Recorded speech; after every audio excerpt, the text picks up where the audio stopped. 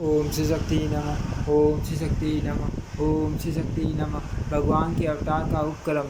व्यास जी कहते हैं, मुनिवरों, अब मैं संक्षेप से हरि के अवतार का वर्णन करता हूँ। सुनो सुनो। भगवान इस पृथ्वी का भार उठाने की इच्छा से अवतार लेते हैं। जब जब धर्म की वृद्धि होती है और धर्म का हाथ होने लगता है, तब तब भगवान जनार्दन अपने स्वरूप के दो भाग करके यहाँ अवतीर्ण होते हैं। सारे पुरुषों की रक्षा, धर्म की स्थापना, दुष्टों तथा अन्य द्रोहियों का दमन और प्रजाव्रत का पालन करने के लिए वे प्रत्येक युग में अवतार धारण करते हैं। पहले की बात है, यह पृथ्वी अत्यंत भार से पीड़ित हो मेरु पर्वत पर देवताओं के समाज में गई और ब्रह्मा आदि सब देवताओं को प्रणाम करके खेद एवं करुणा मिश्रित वाणी में अपना सब हाल सुनाने लगी। सूर्य के गुरु अग्नि, गौ के गुरु सूर्य तथा मेरु गुरु मेरे गुरु संपूर्ण लोकों के वंदनीय भगवान नारायण है। इस समय ये काल नेमी आदि रहते मृत्यु लोक में जन्म लेकर दिन रात प्रजा को कष्ट देते रहते हैं। सर्वशक्तिमान भगवान विष्णु ने जिस काल नेमी नामक महान असुर का वध किया था, वही अब उग्रसेन कुमार कंस के रूप में उत्पन्न हुआ है। अरिष्ट,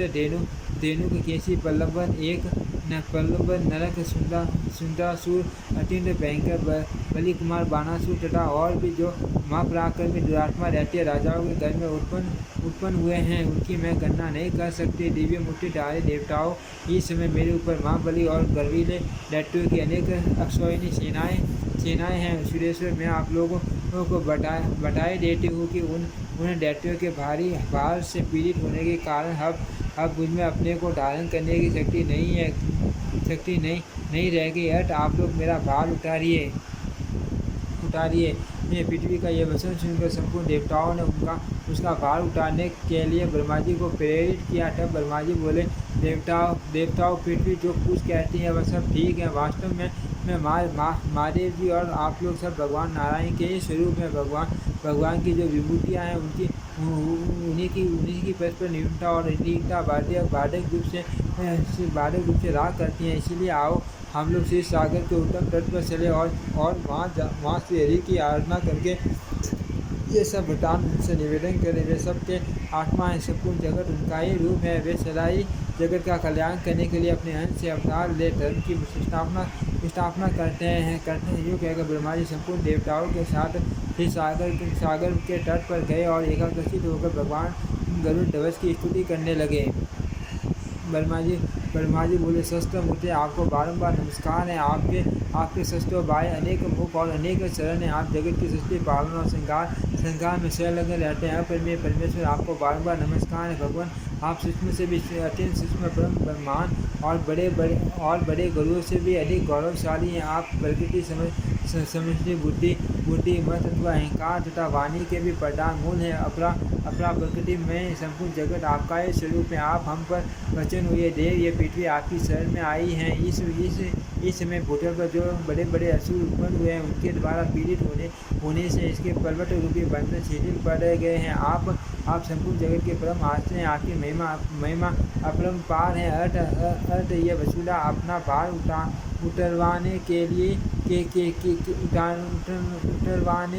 लिए आपकी सेवा में उपस्थित हुई है। हम लोग भी यहाँ उपस्थित हुए हैं। ये इंद्र दोनों, अश्विनी कुमार, वरुण, रुद्र, वसु, आदित्य, वायु, अग्नि तथा अन्य संपूर्ण देवता यहाँ खड़े हैं। देवेश्वर, मुझे तथा इन देवताओं को जो कुछ करना हो उसके लिए आज्ञा दीजिए। आपके ही आदेश का पालन करते हुए हम लोग सदा संपूर्ण दोषों से मुक्त रहेंगे। ब्रह्मा जी इस प्रकार स्तुति करने पर परमेश्वर भगवान श्री विष्णु अपने श्वेत और कृष्ण दो केश उकारे और देवताओं से कहा, मेरे ये दोनों केश ही भूतल पर अवतार ले पृथ्वी के भार और क्लेश का नाश करेंगे। संपूर्ण देवता भी अपने अंश से पृथ्वी पर अवतीर्ण हो पहले से उत्पन्न हुए उनमें दैत्यों के साथ युद्ध किए। इसमें संदेह नहीं कि नाना प्रकार के अस्त्र शस्त्रों से शून्य होकर संपूर्ण दैत्य नष्ट हो जाएंगे।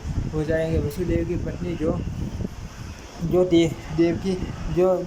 देवकी देवी हैं, उनके आंखें गर्भ से मेरा यह श्याम केश प्रकट होगा। भूतल पर अवतीर्ण हो यह काल नेमी के अंश से उत्पन्न हुए कंस का वध करेगा। यो कहकर भगवान श्री हरि अंतर्ध्यान हो गए।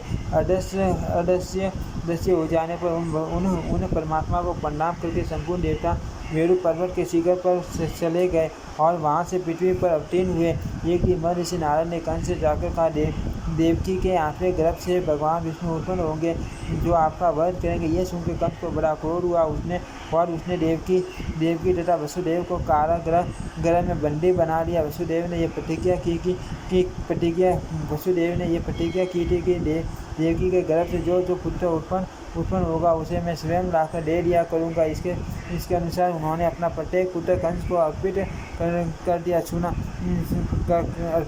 सुना गया है प्रथम उत्पन्न 6 गर्भ हिरण्यकशिपु के पुत्र थे, जिन्हें भगवान श्री विष्णु प्रेरणा से योग निद्रा की क्रमश देवकी के उदर में स्थापित कर दिया था। योग निद्रा भगवान विष्णु की महामाया है, जिसने अविद्या रूप से संपूर्ण जगत को मोहित कर रखा था। उसने श्री हरि ने कहा, निंदे आप मेरी आज्ञा से जाओ और पातालवासी 6 गर्भों को एक एक करके देवी के गर्भ में पहुँचा दे। ये सब कंस के हाथ से मारे जाएंगे। तत्पश्चात मेरा शेष नामक कंस अपने अंश देवकी के उदर में 7वें गर्भ के रूप में प्रकट होगा। वसुदेव जी की दूसरी भार्या रोहिणी आजकल गोकुल में रहती है। आप प्रसव काल में वह गर्भ रोहिणी के ही उदर में डाल देना।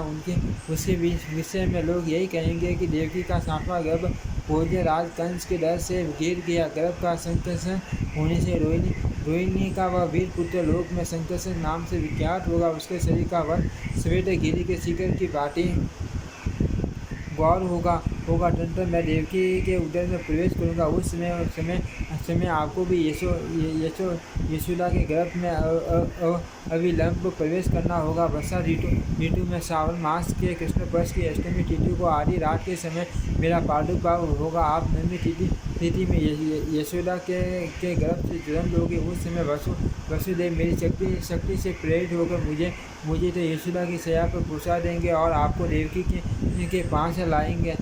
फिर कंस आप लेकर पत्थर की शिला पर पहुँचा देगा, किंतु आप उसके हाथ से निकलकर आकाश में ठहर जाएगी। यो कहने पर इंद्र मेरे गौरव का स्मरण करके आपको 100 बार प्रणाम करेंगे और विनीत भाव से अपनी बहन बना लेंगे। फिर आप शुंभ निशुंभ आदि शस्त्रों दैत्यों का वध करके अनेक स्थान बनाकर सारी पृथ्वी की शोभा बढ़ाएगी।